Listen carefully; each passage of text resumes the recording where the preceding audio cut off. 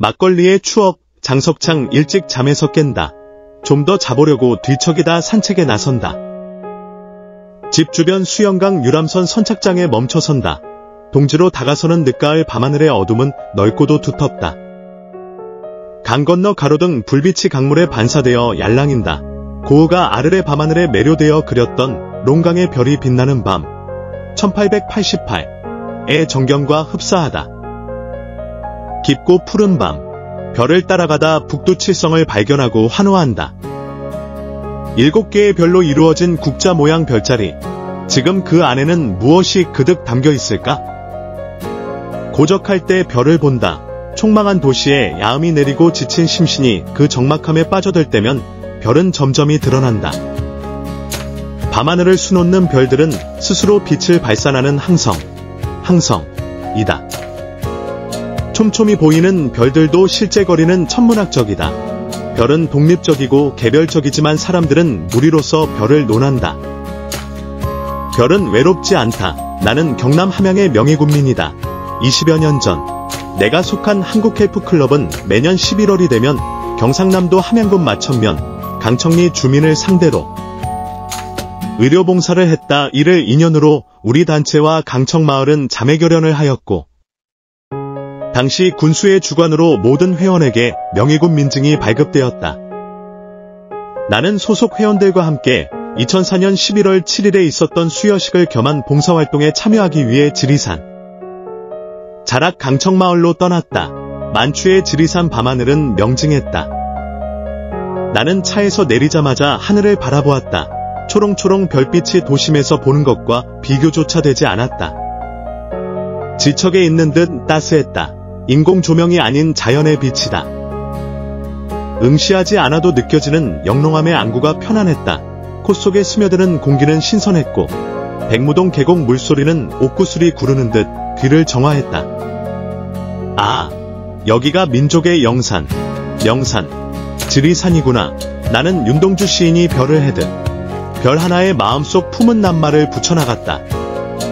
사랑, 기쁨, 설렘. 한 단어에 이르러 숨을 골랐다. 그리고 되뇌었다. 정. 마을 회관에는 주민들의 정성 어린 저녁 식사가 마련되어 있었다. 지리산 흑돼지, 수육과 산 더덕 같은 특산물 요리에 집에서 담근 막걸리가 곁들여진 시골 밥상이었다. 한 사발 가득 막걸리를 부었다. 술 익은 냄새가 풍겨나왔다. 주민들과 서먹하던 장벽은 이내 허물어지고 어느새 우리는 벗이 되었다. 막걸리는 정이 담긴 술이다. 그 향은 은근하고 맛은 구수하다. 막걸리는 넘길 때 인후를 자극하지 않는다. 합석하는 사람들 관계는 수평적이다. 서로를 깔보지 않고 올려보지도 않는다. 여기에 도로람은 없다. 정갈한 주점에 홀로 앉아 윤이 나는 그릇에 마시는 막걸리는 왠지 어색하다. 안악내가 새참으로 찌그러진 넛 주전자에 담아와 모여 앉은 농부들의 갈증을 풀어주는 막걸리. 흙 묻은 손을 풀잎에 대충 문질러 닦고 커다란 사발에 가득 부어 양손으로 모아 쥐고 목젖이 불룩불룩하게 단숨에 들이켜고는 입 주변을 소매 끝으로 한번 훔쳐내고 어허 시원하다. 추임새 후 풋고추를 막장에 찍어 우적우적 씹는 것이 그 참맛이다. 지리산 밤의 정취에 취하고 함께 온 이들의 우정에 취하고 마을 사람들의 인정에 취했던 나는 마지막으로 막걸리에 취하고 싶었다. 쭉 한 사발을 비웠다. 거기까지였으면 좋았을 텐데 그 후로는 술이 술을 부르고 막걸리가 나를 마셔버렸다. 밤새 토역질한 나는 아침에는 완전히 탈진했다. 속이 울렁거려 도저히 일어날 수 없었다. 명예군 민증 수여식 참여는 물론 진료까지 포기했다. 시간이 얼마나 지났을까? 마을 회관에 혼자 누워있는데 갈증이 몰려왔다. 이리저리 살피다 냉장고 문을 열어보니 투명한 액체가 담긴 큰 페트병이 있었다. 사막을 헤매다 발견한 오아시스였다. 아무 생각 없이 벌컥벌컥 마셨다. 목구멍을 넘어가는 순간 점막을 찌르는 자극이 강렬했다. 앞불사. 소주구나.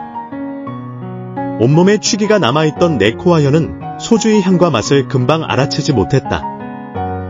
그러나 어찌하랴 소주는 이미 식도를 타고 위장까지 내려간 상태였다. 그리하여 나는 알코올에 의해 2번 저격당했다. 장 원장.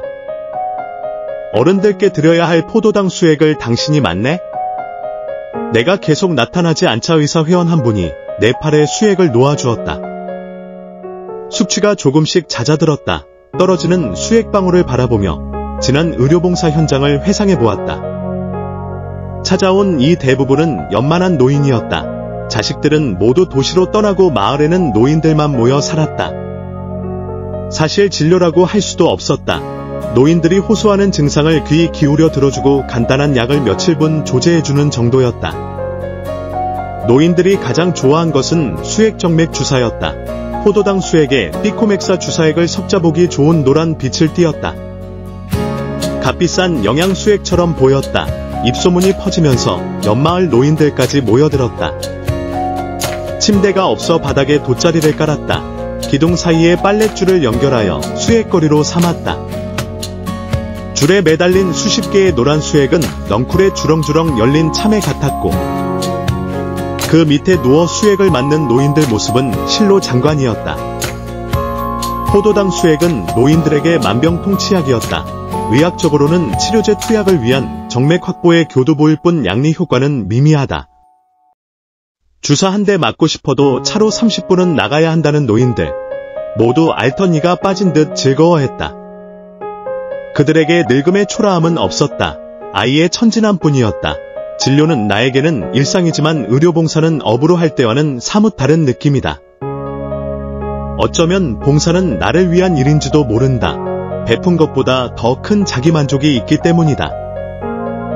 주사를 놓으며 노인들의 주름투성이 얼굴을 살폈다. 주름은 삶의 기록이며 표정을 지을 때 도드라진다.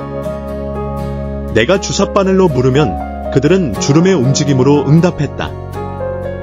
그때였다. 어디선가 알 수 없는 기운이 흘러나와 내 뼛속으로 파고들었다. 그것은 사랑이라는 이름으로 모든 인생 역정을 순화했고 기쁨이라는 이름으로 이 순간을 충만하게 했고 설렘이라는 이름으로 다음을 기약하게 했다. 싼 게 비지떡이 항상 옳은 말은 아니다. 막걸리와 포도당 수액. 절대값이 낮은 두 유형의 물질은 몸 안에서 바로 분해되어 소멸하지만 무형의 존재로 남아 영원하다. 은 값어치를 헤아려 매길 수 없다. 잠든 도시 위로 별빛이 흐른다. 잔잔하다. 고흐가 생내미의 요양원에서 붓질했던 별이 빛나는 밤. 1889에 보이는 혼돈의 소용돌이가 아니다. 기억 속에서 명예군 민증을 꺼내 펼친다. 은은한 막걸리 향이 나를 감싼다.